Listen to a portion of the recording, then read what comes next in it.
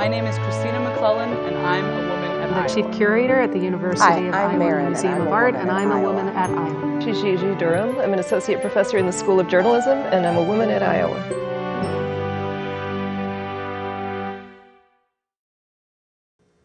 Welcome to the second season of Women at Iowa, a program that explores the work, experience, and history of women on the University of Iowa campus. I'm your host, Anna Bostwick Flaming, and our guest today is Carol Fethke. She's a professor emerita at the University of Iowa who taught in the departments of economics, home economics, and marketing. She was also briefly a former First Lady. Carol, thank you so much for being here with us today. Well, thank you for inviting me. I'm looking forward to this. So are we. Well, I know that you were born in Boston and that you traveled around a lot as part of a Navy family and got your BA at Wellesley. How did you first come to the University of Iowa? Well, I had a roommate who was going to go into investment banking, and Wellesley had about 50 majors in economics almost every year. And so we were a large group, and a number of us wanted to go to graduate school. So I applied to a number of graduate schools, and my husband was a physicist from MIT, and he very much wanted to come to Iowa to work with Van Allen. So that's how I got here, and I've never left. So you've been here for, is it 40 years now? More than that, let's just go 40. Approximately 40 years. So what was Iowa like when you first got here? Very different from today. It was a much smaller university. Howard Bowen was president. He was an economist. And since I was one of the first graduate women in economics that they'd had in many years, he took an interest in me. And so I got to know him, and he sort of encouraged my doing graduate work in economics. But the town, the city, was the same grid it is now, but a very different world. There were very few bars. Wow. Although the mill was there, and George's Gourmet was there, and so some of these things are still the same. But next to Joe's, another bar, was an ice cream shop, and it was in a very narrow little store. I think they took a store and cut it in half. And you walked all the way to the back, and the woman got you your ice cream, and she weighed every ice cream cone, and it cost a dime. And next to that was Sears, and Sears was the other half of this very narrow store. And along the wall were the catalogs. And you flipped through the catalog for what you wanted and went to the back, and the woman and you filled out your order, and next week you came and you picked it up. So that was a very different world. The university itself, not only was it smaller, but the hospital was very small. So the hospital, although I think there were 5 hospitals in Iowa City, the presence of the hospital was much smaller than it is now. And most of the faculty taught 3 courses each semester. So the typical faculty load was 3-3. And if you were a senior professor, you taught 3-2. And now I would say that the typical load is about half of that. So there were much more emphasis on teaching. We had some tremendous research here, but there was much more of an acceptance of the teaching professor instead of the teaching research service professor. And since there were fewer faculty, a lot of things done around here are service. You know, it's part of your responsibility is to serve on committees which sort of substitute for employees in a sense, but also give you a right and a responsibility for participating in how the university works. And so there was a lot of service because there were fewer of us to do those kinds of things. So in some ways it was charming. It was only 20 years after World War II. And that really has a huge impact. It's like going back and saying, what was life like in 1990? It doesn't seem like very far back, but it was 20 years between World War II and the time I arrived. And Howard Bowen and I arrived at the same year. And my office was in a Quonset hut outside of Gilmore, sort of in what's now the courtyard area. The Career Center was a Quonset hut where Papa John is now, and that was for the whole campus, the Career Center. Some of my classes were in Quonset huts. I lived in a Quonset hut. Do you know what a Quonset hut is? Tell us.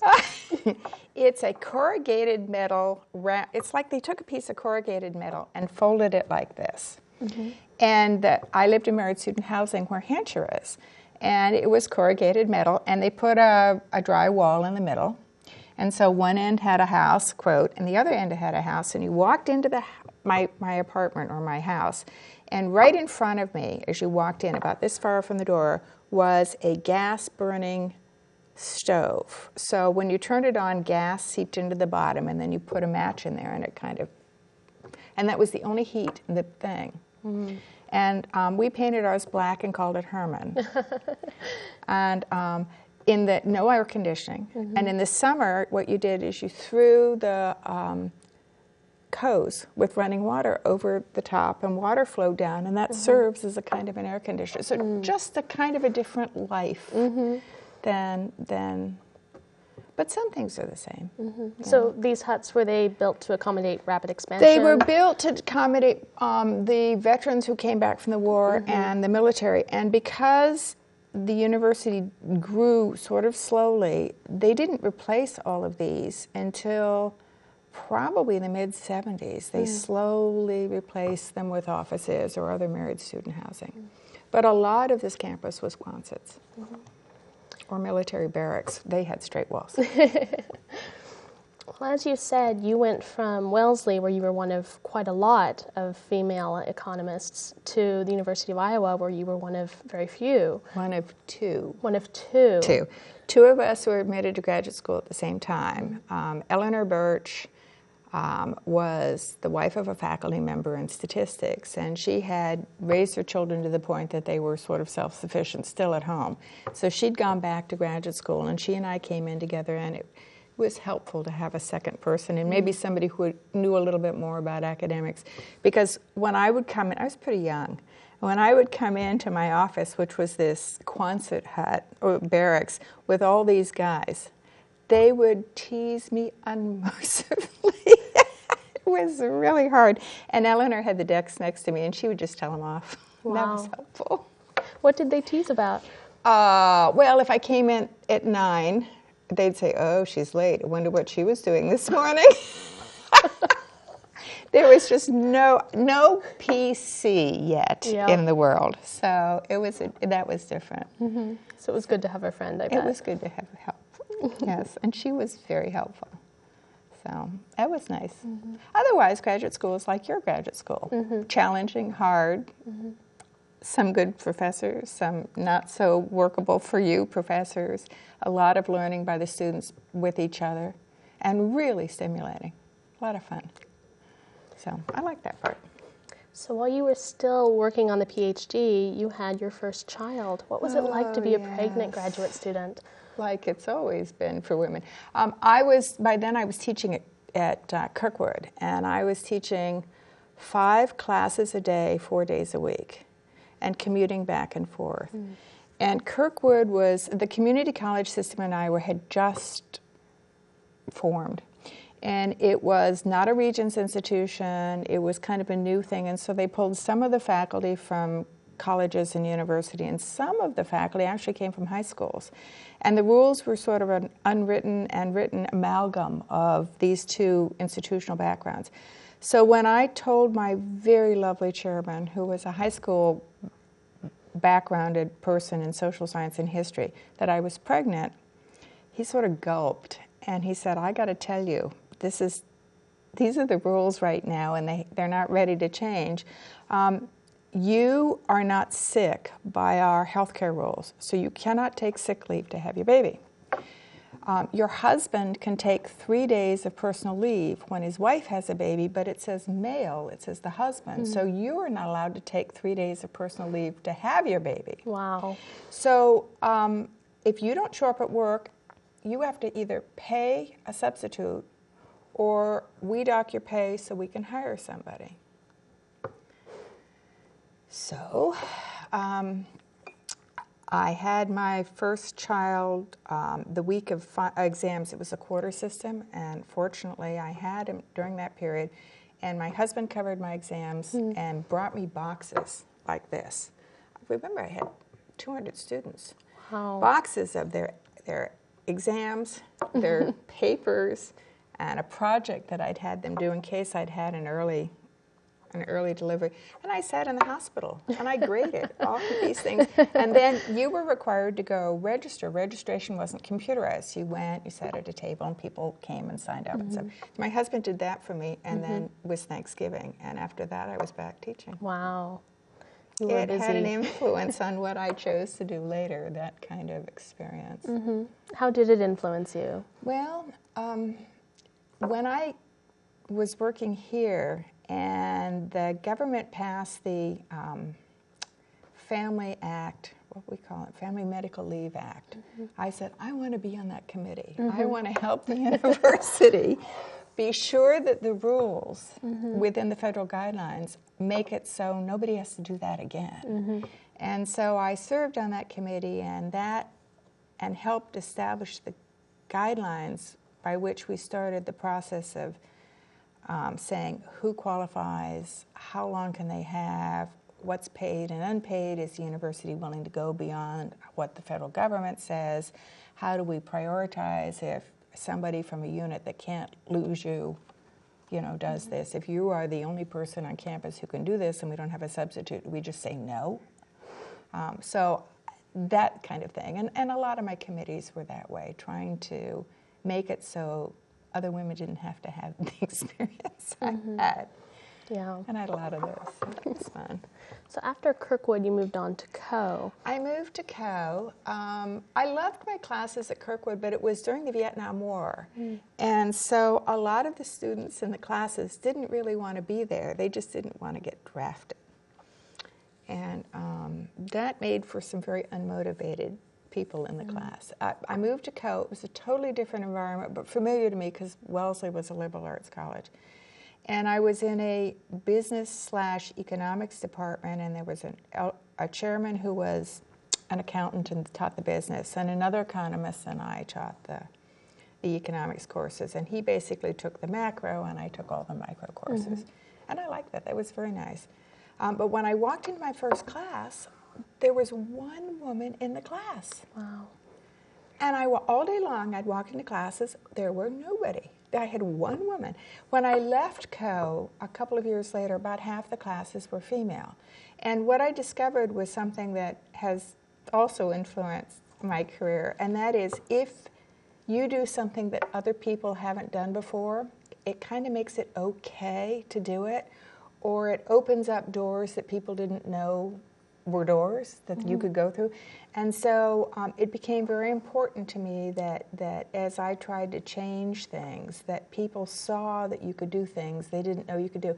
And it not only does it open up doors for women, but it also changes the expectation that the superiors you have and the people who are around you have about what can be done. And so that's kind of an instrument of change. And I learned that at Co. over that, my classes. And how did you end up leaving Co?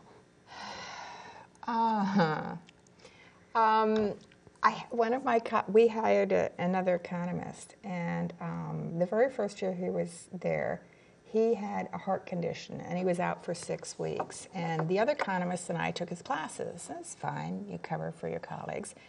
And he came back at the end of that, and I'd been carrying a kind of a double load, and so had my other compatriot. And the next year, he was out again for 6 weeks, and we covered his classes again. And you don't get paid for this, because if you do, then he doesn't get paid, and he had a family, and he was sick.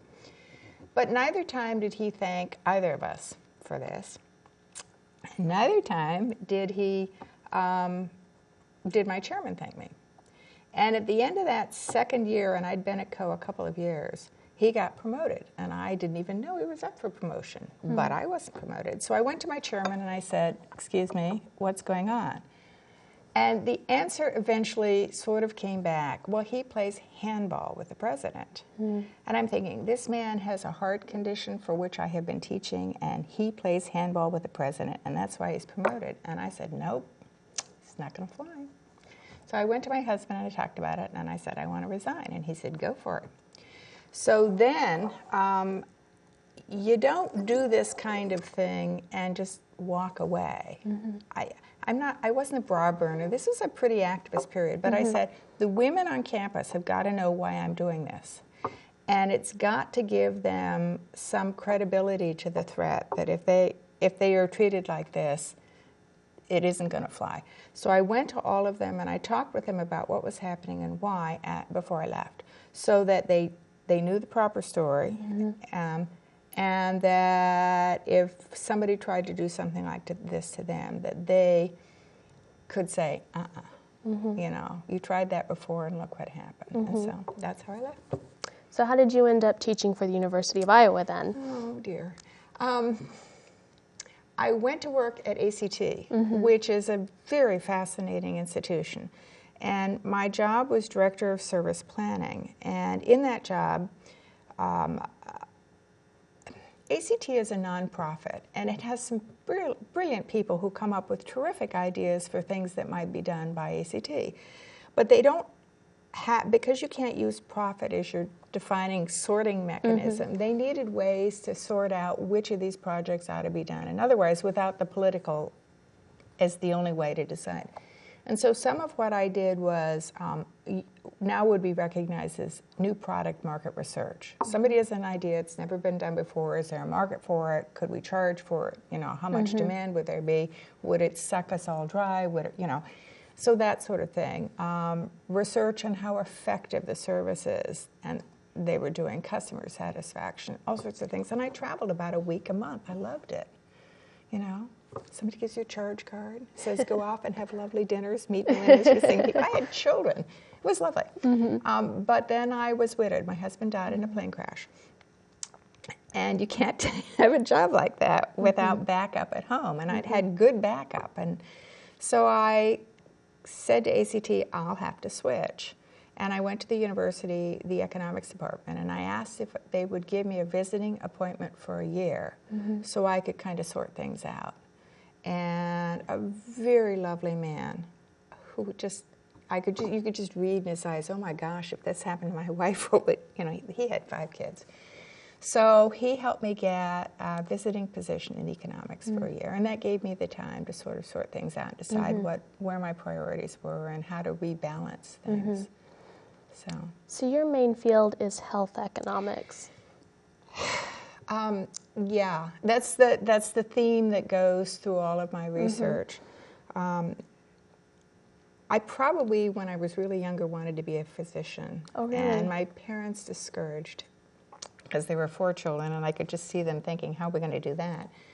So when I came into economics, I found the healthcare field. It was right after Medicare. There were all sorts of changes taking place. It was a really exciting time, and there weren't that many health economists. So although I was here, the network of others in the field was pretty small, and it made it a very doable area to be in because you knew everybody, you could communicate with them. It was an excellent choice, and I loved the area. And I found that what interested me was not the healthcare costs and some of these other things that are such interesting, but healthcare delivery. And that's, if you think about it, most of the really exciting things in healthcare are tertiary care. They're DNA, new virus things. There's surgery for, you know, replacing your face. There's all sorts of fascinating stuff. But it's tertiary care. It's the highest level of specialization. And if you just always shoved things in there, it's very high cost. You don't have that many people who can do these things. Somehow you need a process whereby these things get moved to secondary care and then maybe even to primary care. And a good example of that would be hip replacements. When they first started hip replacements, it was an extremely difficult, complex operation. But after a while, it became more routinized, and they worked out the bugs, and it became quite a predictable operation. And it moved to secondary care. Surgeons in smaller local hospitals could do this. And now we've opened up at the university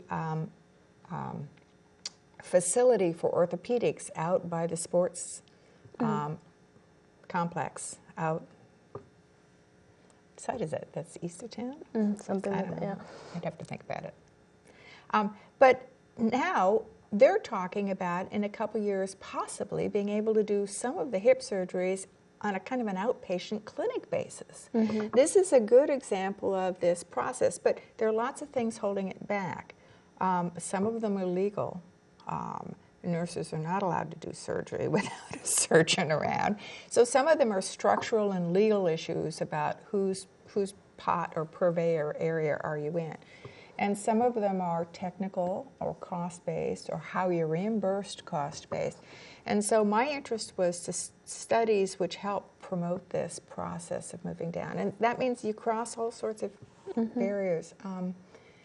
One of my studies was physician's assistants and what they do, how they're trained, how they're used in the doctor's office. A simple question like, when a patient comes in, how is it decided whether they see the PA or see the physician in the office? That sort of thing. Because that's an example of moving from physician to PA to do things.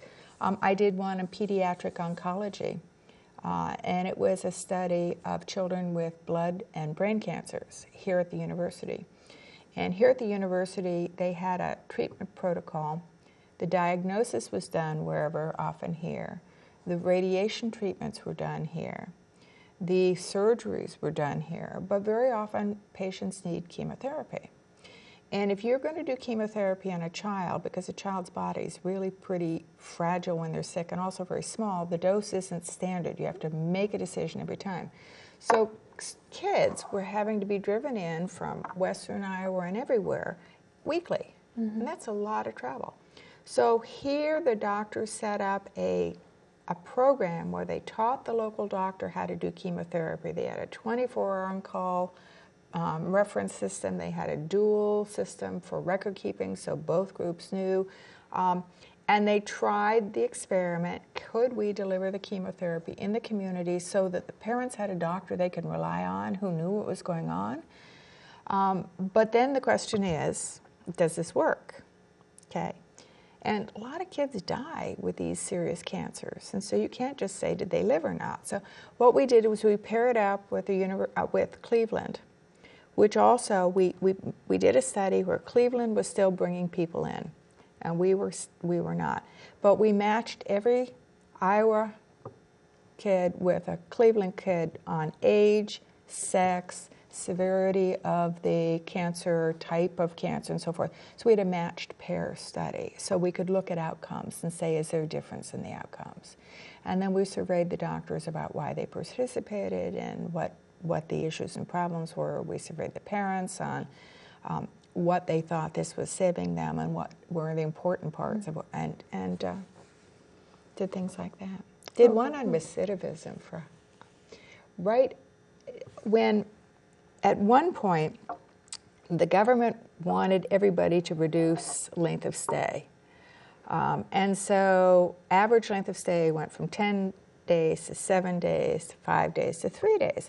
And so we were hitting a point where we were letting patients out of the hospital, still with major surgery bandages and things on, still under the influence of some of the drugs, so that if you gave them the instructions on how to take care of this, they might not remember. They were still kind of woozy.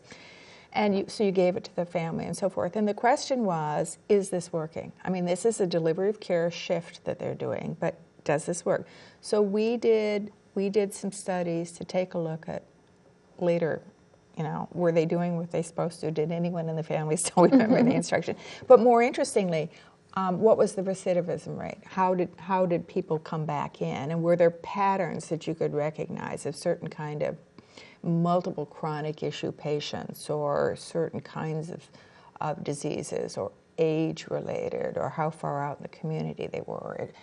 All the variables you could look at. And the statistics for this really came from the studies of prison populations. We didn't have recidivism techniques for this, but sociology had some great studies on who comes back into the prison system and how do you look at that question. So you draw from where you can.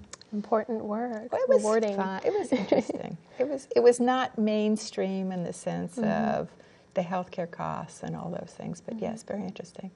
So in the mid-1970s, you moved from economics to home economics. Well, I only had that 1-year appointment, and so I had to find a home.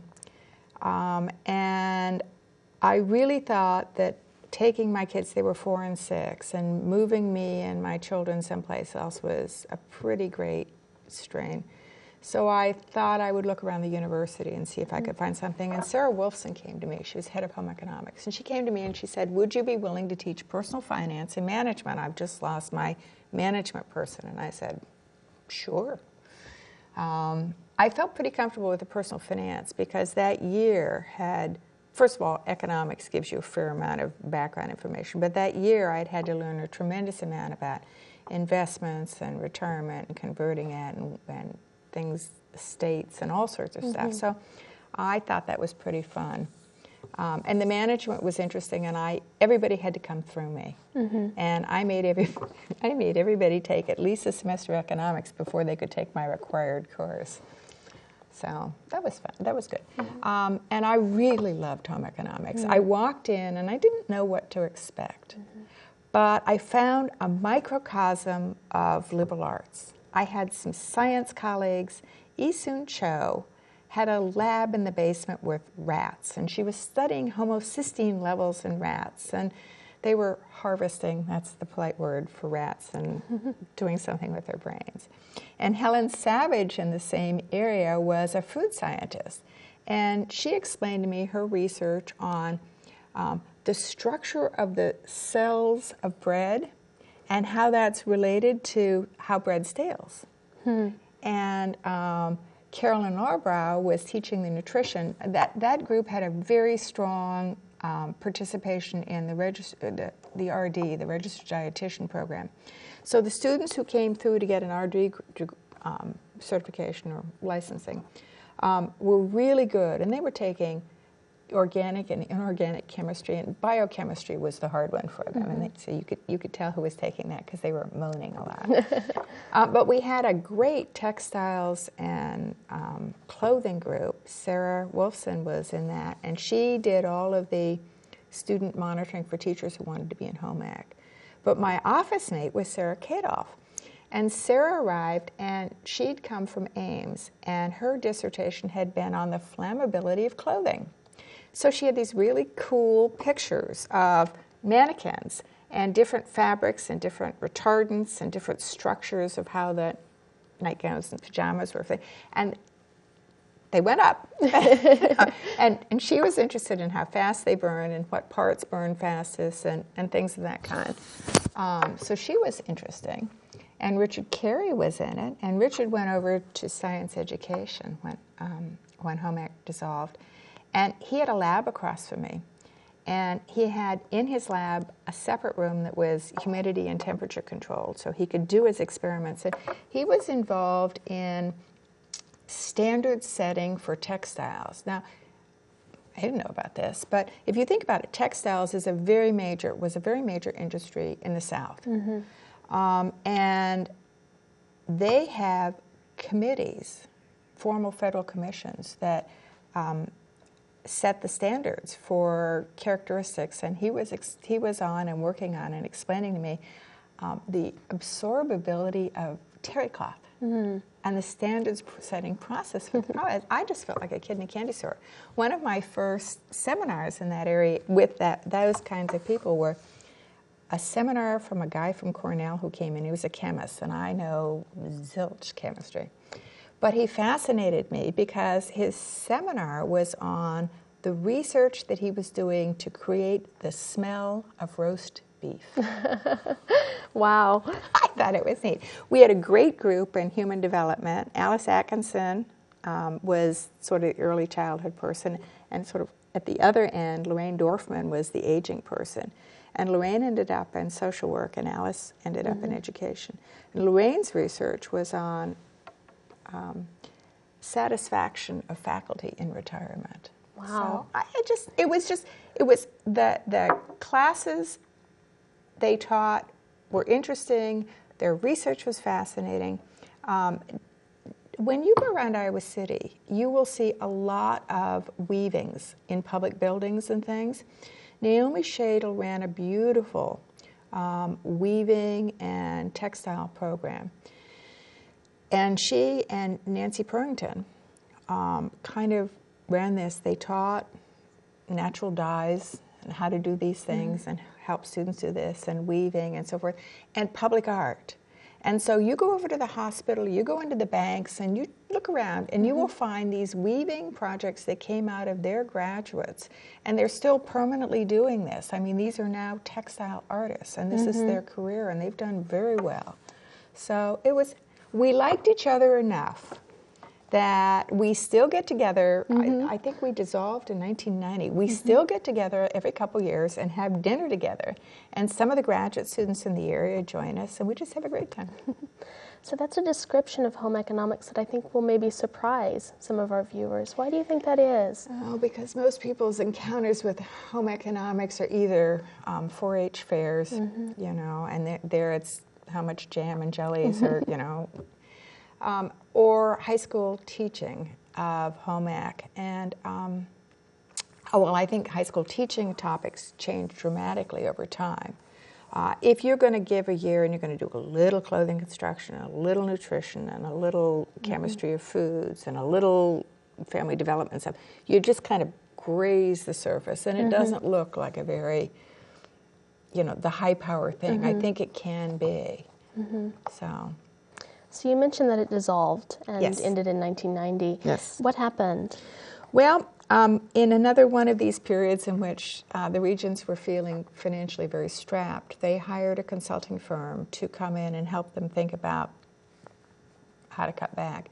And one of their recommendations was that they eliminate duplication. Now, you can't in UNI, Iowa State, and the university eliminate the English department or the chemistry department. So you start to look for things that are not as integrated or plugged in, and home economics was in all three areas. UNI was still known as a teacher's college university, but it was still, people thought of it as where our teachers came from a lot. Although we have education here, that was their dominant theme.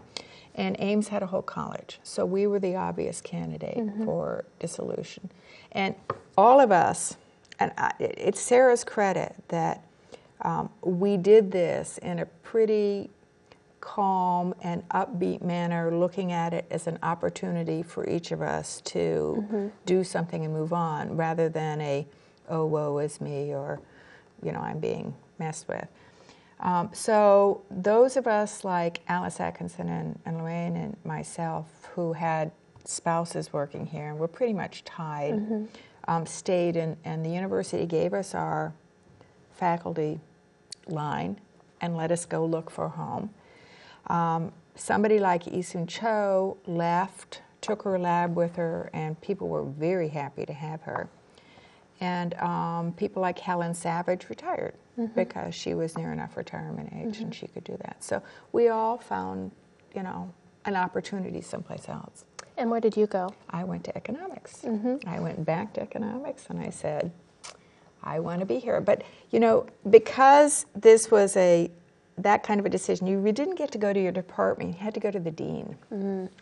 So I went to the dean of the business college and said, I'd like to go back into economics. And he said, that's fine. He said, I was looking over your record and I see that you wrote a PhD in the international area. And I said, yes, it was a long time ago. And he said, well, I just lost my international marketing person. And I see also that at ACT you did a lot of things that we would think of as marketing. So I want you to teach international marketing. And I said, and he said, yes. And I said, okay. I said, I think in that case I'd like to have an appointment in marketing. I don't want to be forced on them. That's not a good way to do that. So I held a joint appointment in economics and marketing for the rest of my career.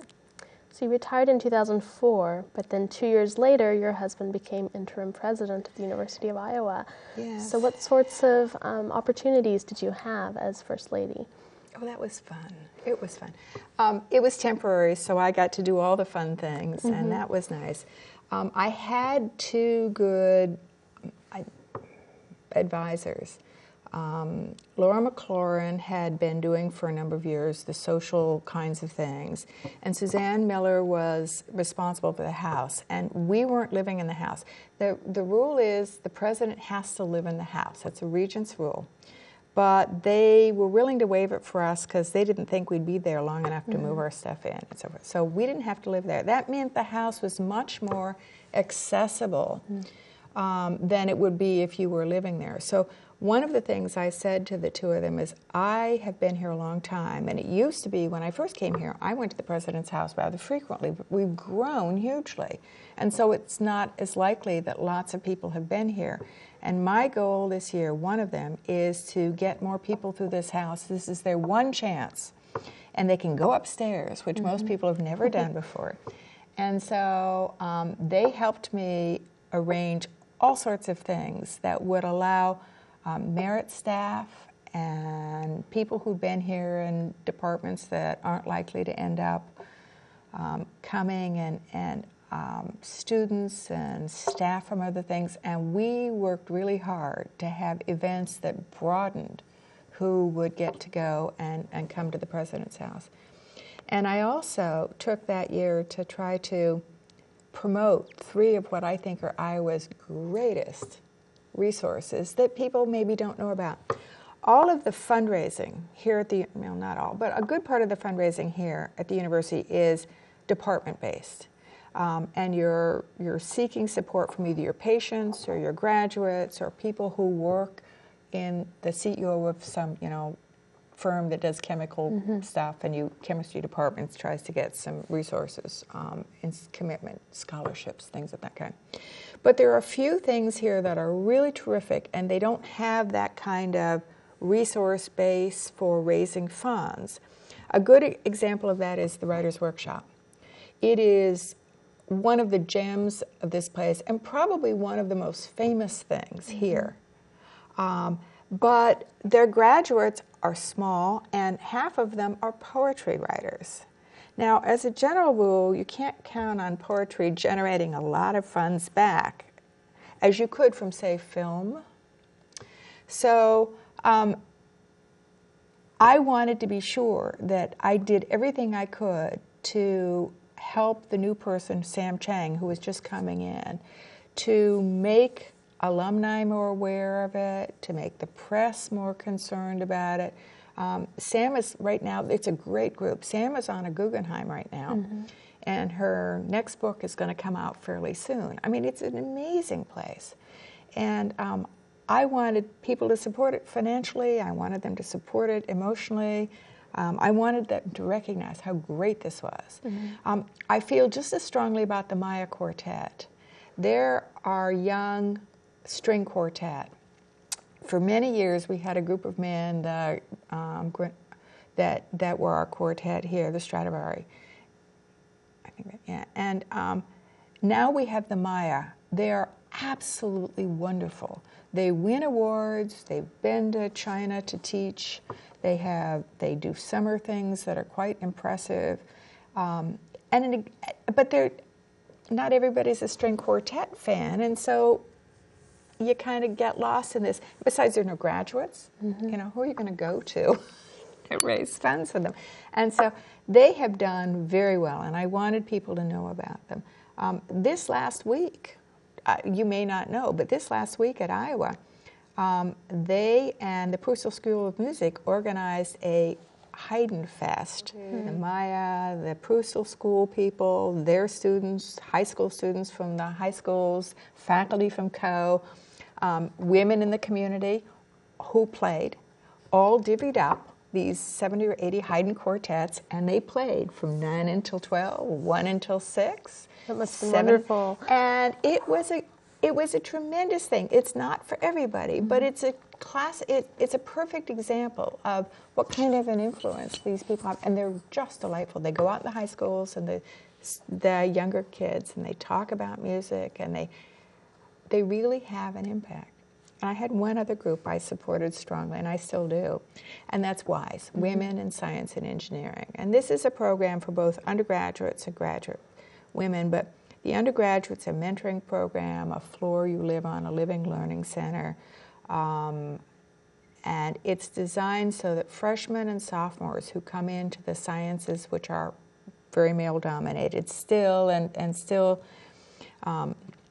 math, science, technology, engineering. They want to be doctors. They want to go work in labs. They maybe want to teach science. They want to go into business and technical areas. And they help mentor each other. Sophomores mentor freshmen. They have people come in to talk about what kinds of careers women have had, because it's that same thing back to Co. If you can see somebody do it, it tells you it can be done. And they're an excellent program. And again, they don't fall in any department. They cross liberal arts, they cross business college, they cross the engineering college. And so they don't have anyone they can draw from, because everybody is already a math major, math department. The science, the engineering school all wants your money too. So there's no way really to, you have to support these. So those were my 3. That's wonderful. Great groups. I love them. So someone who was First Lady, who taught in 3 different departments, who was a house mother at Mayflower, who was on all these committees, what are some of the most interesting changes you've seen on the University of Iowa campus? Well, I'll tell you the Mayflower story, because it's kind of funny. And it'll tell you how things have changed. My husband and I became the house parents of the Mayflower when it opened. And when it opened, there were 3 or 4 floors that still didn't have windows in it. So we kind of said, you can't go on those floors. We also didn't have water for a couple days.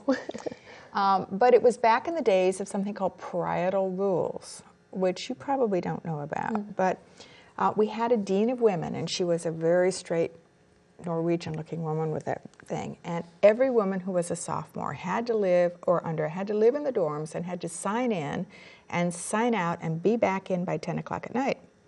And that was true there. So every week I had to take my little sign-in books and go meet this woman, and she audited.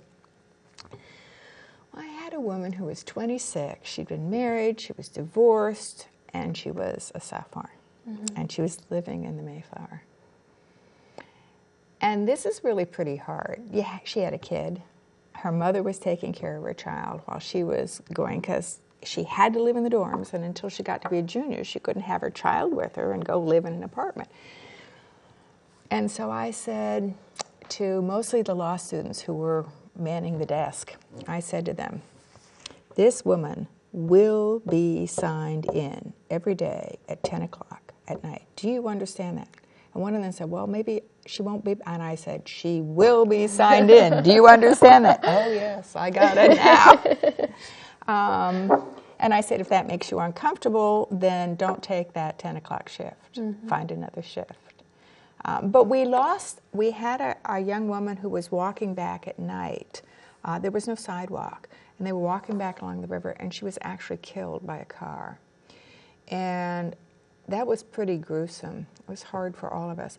But that got a sidewalk in, and it actually eventually got the CAM bus out there so that people didn't have to do that. But, we had all the normal dorm things. It was kind of interesting. And I wasn't very old, but I was the house mother. So it's a Women at Iowa tradition to ask you for some recommended reading, something that tells us a little bit about your point of view. Oh, well, I'm an economist. I have to go with economics.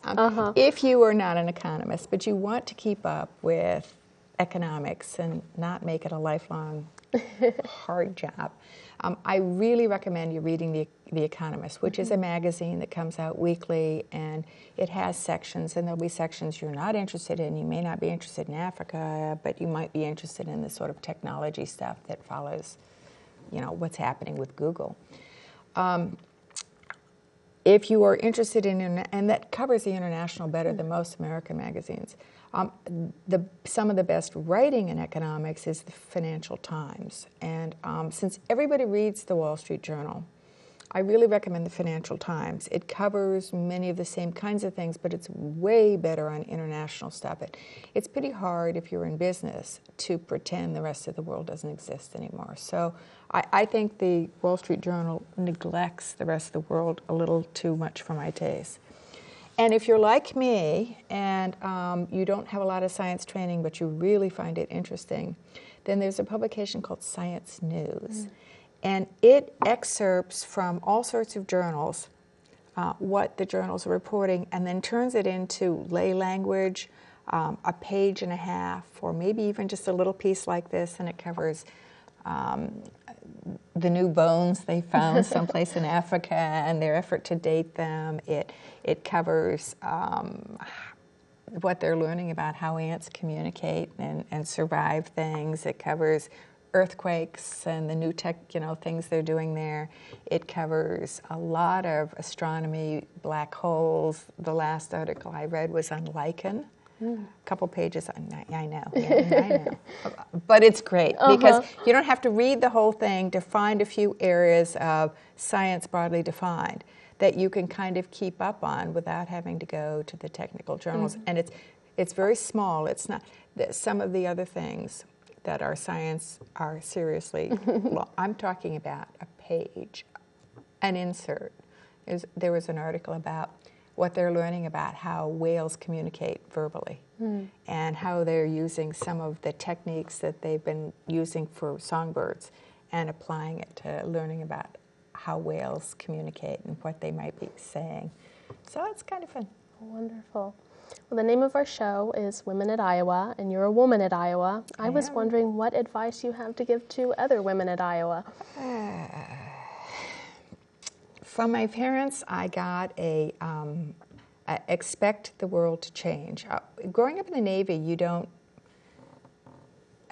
college was my 13th school in 13 years. So nobody goes through life without illnesses, accidents. Right now, a lot of people are experiencing unemployment. The world is not all good news.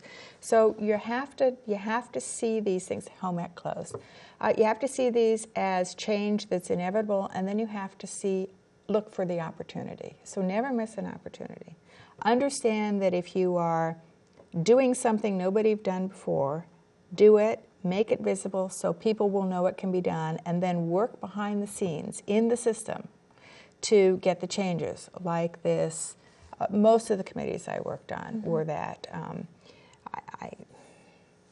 All the committees I worked on, the ones I was interested in, that's because I wanted to make it so that the institution kept up with the changes that were happening in dual career families.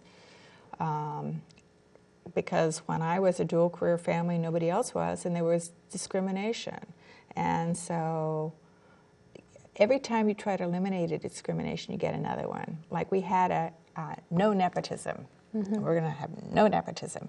So we committed to this committee on the employment of relatives so we could control this. And we found out that discriminated against women who are married to men, because all of a sudden, if you and your husband both worked in the same lab and one of you was senior to the other, you couldn't work there. So all of a sudden, all these women found themselves discriminated against. So we had to find a new way to handle this. The same thing happened with the Family Leave Act. You take women and you say, you have the right to have some time off. And the men said, wait a minute, now I feel discriminated. So we had to go back and figure out how to make it equal opportunity both ways.